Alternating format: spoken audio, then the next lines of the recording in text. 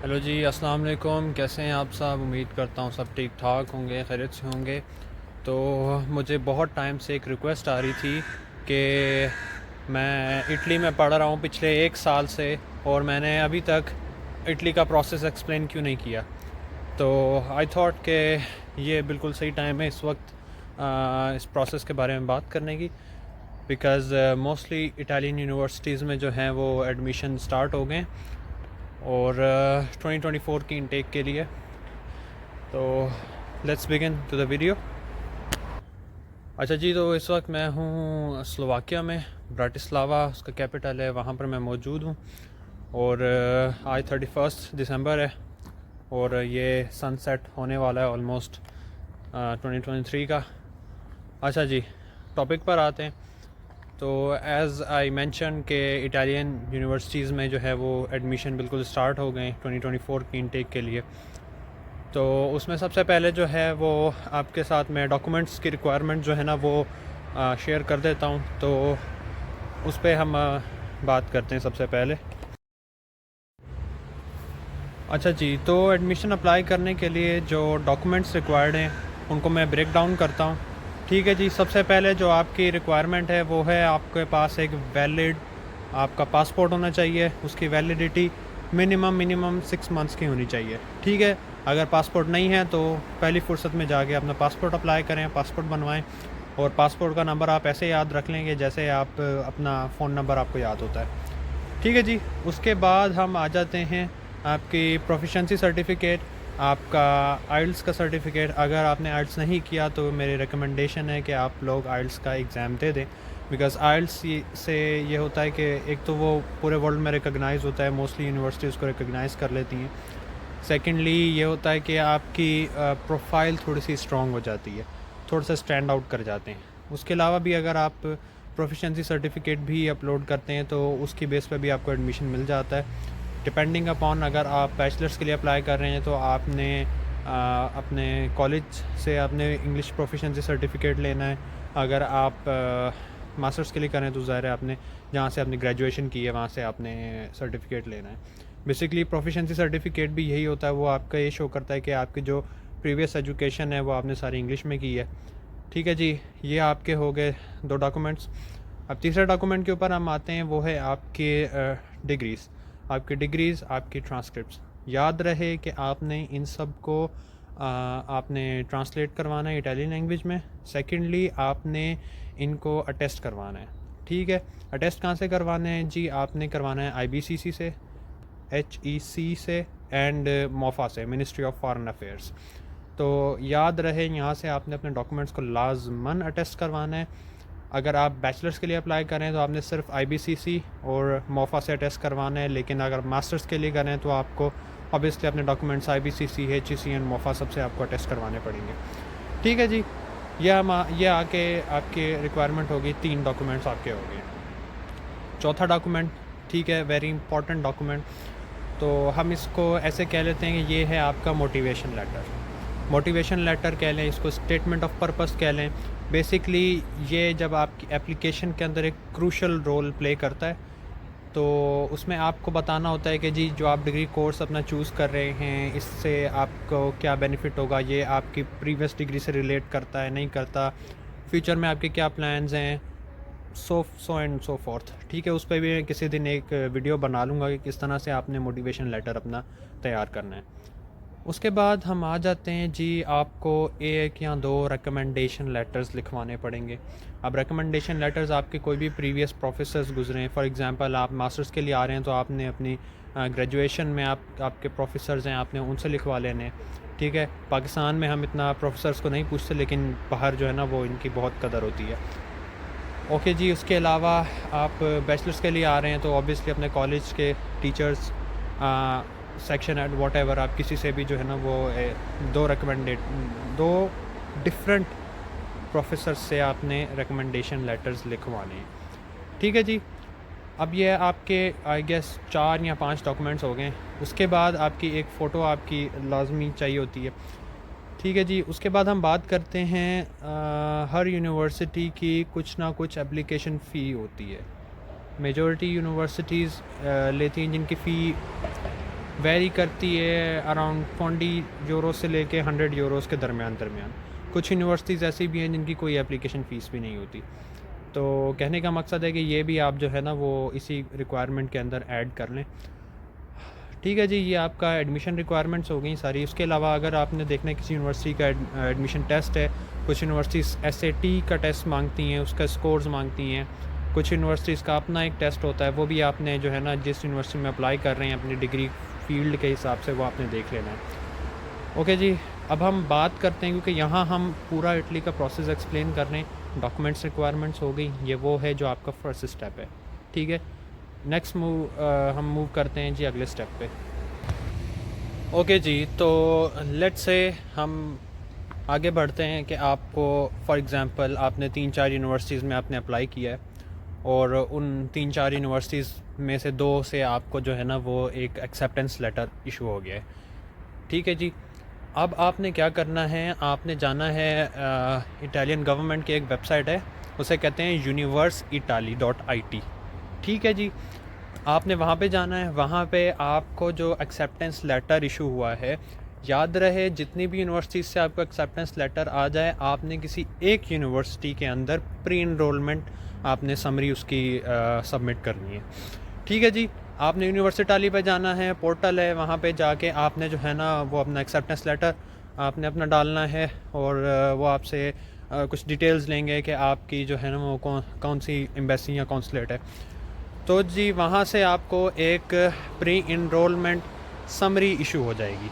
ठीक है जी, pre enrolment summary की एक कॉपी आपको वो सेंड कर देंगे, दूसरी कॉपी जो है वो आपकी फॉरवर्ड हो जाएगी आपकी रेलेवेंट कौंसलेट को या फिर एम्बेसी को। अब इसमें भी हम जो है वो मैं आपको बताता चलूँ कि अगर आप सिंध से या बलूचिस्तान से बिलोंग कर रहे हैं तो आपने आपकी जो एप्लीकेशन है वो होगी कराची कौंसलेट में।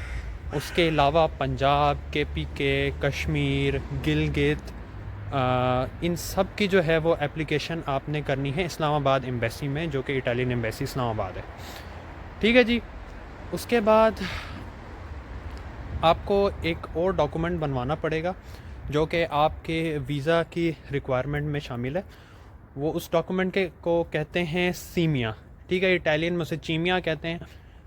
तो वो डॉक्यूमेंट बेसिकली ये होता है कि वो आपका डॉक्यूमेंट शो करता है कि जी आपने जो अपनी प्रीवियस एजुकेशन की है, फॉर एग्ज़ाम्पल आपने इंटरमीडिएट तक एजुकेशन की है, तो 12 इयर्स ऑफ एजुकेशन जो है वो आपकी इक्विवेलेंट है इटालियन 12 इयर्स ऑफ एजुकेशन के बराबर है। ठीक है, वो आपका डॉक्यूमेंट इटली से बनेगा। उसके लिए उनका पोर्टल है, चीमिया के पोर्टल पे आपको जाना पड़ेगा और उस पोर्टल पे जाके जो है वो आपको इसकी एप्लीकेशन करना पड़ेगी। ठीक है जी, आपके पास सीमिया आ गया। उसके बाद हम बात कर लेते हैं स्कॉलरशिप की। ठीक है जी, जो मोस्टली स्टूडेंट्स का एक सवाल होता है कि जी स्कॉलरशिप का क्या सिनेरियो है। तो स्कॉलरशिप जो हैं वो इटली में बेसिकली जो स्कॉलरशिप होती है, एक तो यूनिवर्सिटीज़ ऑफ़र करती हैं, ठीक है, और सेकेंडली आपको स्कॉलरशिप्स जो मेजॉरिटी में स्टूडेंट्स को मिलती है वो होती है रीजनल स्कॉलरशिप, यानी कि हर रीजन की गवर्नमेंट वहाँ की ऑफ़र करती है।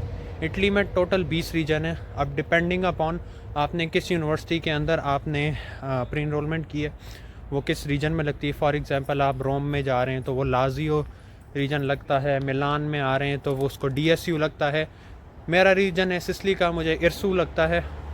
तो ये डिफरेंट रीजन्स की जो है वो स्कॉलरशिप्स हैं। ओके जी, तो स्कॉलरशिप्स की जो एप्लीकेशंस हैं वो स्टार्ट हो जाती हैं एंड ऑफ जून से या प्रॉबेबली जुलाई से स्टार्ट हो जाती हैं, वो एंड ऑफ अगस्त तक चलती हैं, जिसमें आपको जो है ना वो अपनी स्कॉलरशिप की एप्लीकेशन करनी होती है। सब ऑनलाइन होगा, किसी चीज़ की टेंशन नहीं लेनी। अच्छा, स्कॉलरशिप जो है वो आपको नीड बेस स्कॉलरशिप होती है, तो ये बेस करती है आपकी ईयरली फैमिली इनकम पे। ठीक है जी, आपको स्कॉलरशिप मिलती है आपके फैमिली इनकम पे। अब आपको क्या करना है कि जी आपके जो स्पॉन्सर हैं, फॉर एग्ज़ाम्पल आपके फादर हैं, ठीक है, आपने उनकी जो सैलरीज़ हैं या वॉटेवर जो भी उनके फैमिली इनकम है आपकी, उसका एक रिक्वायरमेंट होता है। आपने हर स्कॉलरशिप की, आप लाजियो की वेबसाइट पे चले जाएंगे, वहाँ पे आपको रिक्वायरमेंट नज़र आ जाएगी। फॉर एग्ज़ाम्पल जैसे मैं इरसू की बात करता हूँ, इरसू की रिक्वायरमेंट थी कि अगर आपकी फैमिली की ईयरली इनकम 23,000 यूरो से कम है तो आप इसके लिए एलिजिबल हैं। उसके लिए आपने करना कुछ नहीं है, आपने बस FBR में जाके जो है ना वो एक सर्टिफिकेट बनवाना है, इनकम सर्टिफिकेट बनवाना है, जिसमें आपके स्पॉन्सर की जो है वो ईयरली इनकम जो है या पूरी आपकी फैमिली की जो ईयरली इनकम है वो मेंशन होगी। अब अगर आपकी फैमिली में आपकी मदर भी जॉब करती हैं या वॉटेवर आपका बिज़नेस है तो वो सारा आपने जो है ना वो वहाँ से आपकी इनकम जनरेट होगी। ठीक है, वो डॉक्यूमेंट आपका चाहिए होगा और कुछ ऐसे ही रिलेटिव डॉक्यूमेंट्स होंगे, वो आपको उनकी वेबसाइट पे मिल जाएंगे। ठीक है जी, ये आपके हो गया स्कॉलरशिप का। अच्छा जी, अगर स्कॉलरशिप के अंदर कोई ऐसी चीज़ रह गई हो जो मैंने आपको एक्सप्लेन नहीं की, मुझे DMs करें। मैं अपना इंस्टाग्राम जो है ना वो यहाँ डिस्क्रिप्शन में मेंशन कर दूँगा, और यहाँ फिर आपकी प्रोसेस से रिलेटेड कुछ भी आपको इन्फॉर्मेशन चाहिए हो मुझे इंस्टाग्राम पे DM करें। मैं ज़्यादातर एक्टिव वहाँ पर होता हूँ, फॉलो कर लें। ठीक है जी, अपडेट्स के लिए। सेकेंडली अब हम बात करते हैं जी आपका वीज़ा रिक्वायरमेंट। अब आपने एडमिशन मिल गया है आपको, आपने वीज़ा अप्लाई करना है, तो सबसे पहले तो आपको लेनी है अपॉइंटमेंट। ठीक है जी, अब आपने कराची कौंसलेट में आपने देख लेना है कि अपॉइंटमेंट का क्या सिलसिला है, या फिर इस्लामाबाद एम्बेसी में आपने उनकी वेबसाइट से चेक कर लेना है कि अपॉइंटमेंट आपको किस तरह से लेनी है। ठीक है जी, सबसे इम्पॉर्टेंट पार्ट आपके वीज़ा के लिए जिसकी वजह से बहुत सारे लोगों को रिजेक्शंस आती हैं वो होता है जी आपकी बैंक स्टेटमेंट। ठीक है, आपकी बैंक स्टेटमेंट बहुत एक इम्पॉर्टेंट रोल प्ले करती है आपके इटालियन स्टडी वीज़ा में। ठीक है जी, तो मैं रेकमेंड ये करता हूँ सबको कि चूँकि आजकल आप लोगों ने देखा है किस तरह से यूरो का रेट बढ़ गया है और हमारी इकॉनमी जो है वो वीक होती जा रही है, तो रेकमेंडेशन यही होती है कि अब आप जो है वीज़ा अप्लाई करते टाइम आपकी bank statement at least 3 million Pakistani यानी 30 लाख रुपए की होनी चाहिए। ठीक है, अब बैंक स्टेटमेंट एक क्रूशल रोल है। ठीक है, उसके ऊपर मैं सेपरेट एक वीडियो बना दूंगा जिनकी हम डिटेल्स में बातें करेंगे। अभी हम मोटा मोटा सब के ऊपर जो है ना वो डिस्कस करेंगे कि मैं आपको पूरा प्रोसेस एक एक्सप्लेन कर रहा हूँ। ठीक है जी, उसके बाद हम आ जाते हैं, आपको अपॉइंटमेंट मिल गई है, आपकी बैंक स्टेटमेंट तैयार हो गई है, आपने अपने एम्बेसी की वेबसाइट पे जाना है, वहाँ पर आपको एक चेक लिस्ट गिवन होगी। उस चेक लिस्ट को आपने देखना है कौन कौन से डॉक्यूमेंट्स आपको रिक्वायर्ड हैं। ठीक है, वो डॉक्यूमेंट्स आपने जो है ना वो सारे प्रिपेयर करने हैं। एज सून आपने वो डॉक्यूमेंट्स सारे प्रिपेयर कर लिए हैं, आपने जिस डेट की आपकी अपॉइंटमेंट है आपने फ़ाइल अपनी बनानी है, बना के आपने लेकर जाना है, वीज़ा अप्लाई करना है। ठीक है जी, वीज़ा अप्लाई करके आपने बस वेट करना है, दुआएं करनी है, और एज सून एज़ आपको आपका वीज़ा मिल जाता है, आपकी क्लासेस स्टार्ट हो जाती हैं, तो आपने अपने ख्वाबों को परसू करने के लिए निकल आना है। ठीक है जी, तो ये था जी whole scenario study in Italy, ये मैंने आपको एक्सप्लेन कर दिया। ठीक है, अब फर्दर जो इसकी डिटेल्स हैं वो आप लोग मुझे कमेंट्स में मेंशन करें या मुझे DMs करें, मैं उसके लिए एक सेपरेट एक वीडियो बना दूँगा, कोई इसमें इशू वाली बात नहीं है। तो होपफुली मेरी वीडियो आपको इन्फॉर्मेटिव लगी होगी। वीडियो पसंद आए लाइक कर देना, सब्सक्राइब कर लो चैनल को, क्योंकि अब आपका भाई आपको यूरोप ही नहीं दिखाएगा, साथ साथ आपको पूरा साल अपडेट्स भी इस चैनल पे आपको मिलती रहेंगी इटली के प्रोसेस के हवाले से। ठीक है जी, तो यहाँ पर जी 31 दिसंबर है और ऑलमोस्ट सनसेट होने वाला है, तो आप लोगों को मेरी तरफ से हैप्पी न्यू ईयर अभी से आप लोगों को विश कर देता हूँ। तो सी यू गाइस कोई और व्लॉग में, टिल देन मुझे दे इजाज़त, अल्लाह हाफ़िज़।